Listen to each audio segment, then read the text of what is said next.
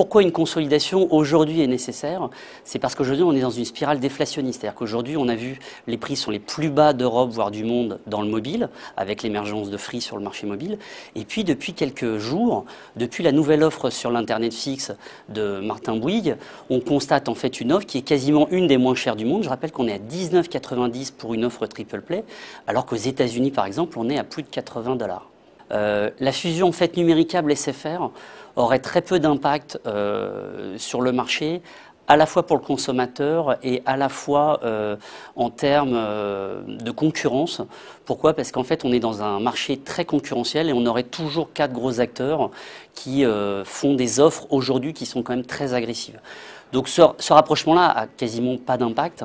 Celui qui aurait des impacts serait un rapprochement SFR Bouygues Telecom qui là créerait un géant qui sur certains marchés serait l'égal d'Orange et donc créerait en fait 2 très gros opérateurs et un opérateur de taille plus modeste qui serait Free.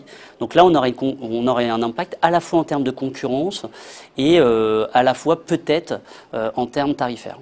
Ça peut être paradoxal mais le rapprochement en fait de Bouygues et SFR est intéressant en fait pour le secteur en lui-même. Pourquoi? Parce qu'aujourd'hui, cette spirale déflationniste, elle commence à inquiéter tout le monde, même ceux qui l'ont provoquée aujourd'hui. Donc ce qui se passerait en fait, c'est qu'on aurait peut-être une concurrence un peu plus assagie. La question de est-ce que les prix vont remonter, je rappelle qu'on est le marché le moins cher sur le mobile et l'Internet au niveau mondial. Donc que les prix remontent de quelques pourcents a peu d'impact.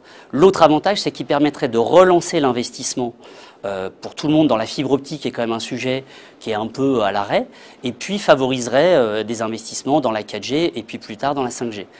Et puis évidemment, il y aurait peut-être un gagnant, c'est le paradoxe de cette fusion-là, qui serait peut-être Free, puisqu'en fait Free va devoir recevoir des concessions de la part très certainement d'une fusion entre SFR et Bouygues Telecom qui lui permettrait d'accéder peut-être à un réseau mobile, à des points hauts, c'est-à-dire des antennes, voire peut-être même de l'itinérance sur certains réseaux. Donc c'est un point qui est important parce que, en fait, contrairement à ce qu'on pense, ça favorise en fait quasiment tous les acteurs et la question du consommateur, qui est une des questions importantes.